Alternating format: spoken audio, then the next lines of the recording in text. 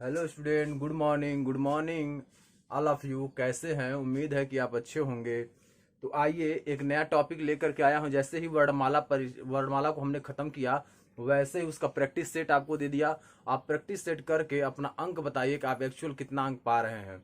और वर्णमाला में आप देखेंगे, वर्णमाला के बाद जो अगला चैप्टर जो लेकर आए हैं, शब्द भेद लेकर के आए हैं।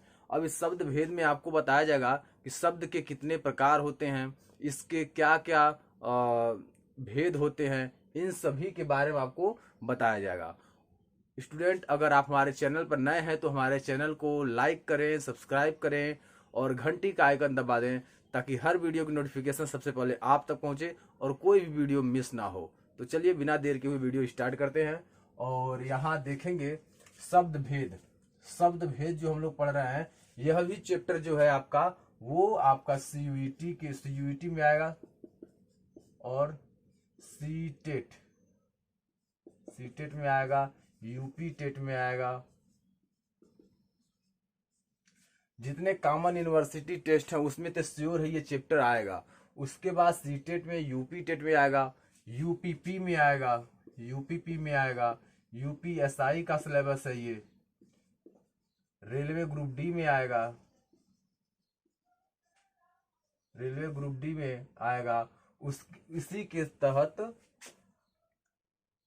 आपका और लेखपाल में भी आएगा। ऐसे बहुत सारे कॉम्पिटेटिव एग्जाम है जिसमें हर चैप्टर हिंदी का महत्वपूर्ण होता है, और शब्द भेद तो सबसे महत्वपूर्ण होता है, क्योंकि ये 100% आने वाला चैप्टर है। इसमें कोई कटौती नहीं होगा, क्योंकि इसी के अंतर्गत उपसर्ग भी आएगा, तत्सम आएगा, तद्भव आएगा, सार्थक आएगा, निरर्थक आएगा। सारा चैप्टर आपका इसी के अंतर्गत आने वाला है। तो आइए, तो इसमें जो जो चैप्टर आ रहा है वो सबसे इम्पोर्टेंट है सीयूईटी या इतने कॉम्पिटेटिव एग्जाम में। बहुत सारे जो कॉम्पिटेटिव एग्जाम होते हैं, वन डे होते हैं, उन सभी एग्जाम के लिए कंपलसरी है ये चैप्टर आपका। तो आइए इस चैप्टर के बारे में हम और आगे पढ़ते हैं। इसके कितने पार्ट होते हैं देखेंगे। शब्द भेद। शब्द भेद आपके जो होते हैं वो दो प्रकार के होते हैं। कहीं पूछ दिया शब्द भेद कितने प्रकार के होते हैं, तो शब्द भेद दो प्रकार के होते हैं। पहला होता है आपका सार्थक, और दूसरा होता है निरर्थक। यानी शब्द के दो भेद होते हैं, एक होता है सार्थक और दूसरा होता है निरर्थक। यह हमेशा याद रखेंगे।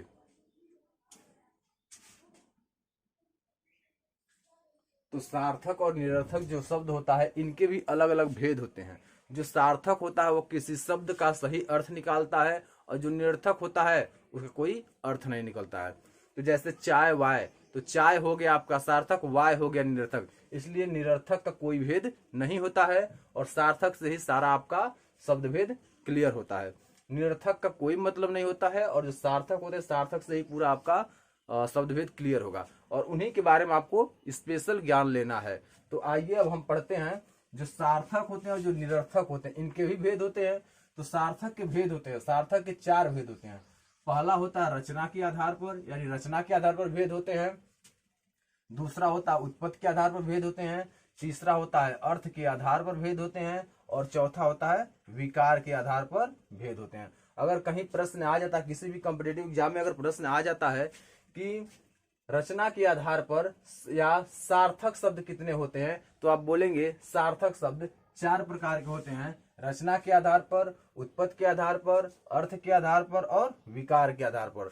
तो जो आपका सार्थक शब्द होते हैं उनके 4 भेद होते हैं। रचना के आधार पर, उत्पत्ति के आधार पर, अर्थ के आधार पर और विकार के आधार पर। तो ये होते हैं 4।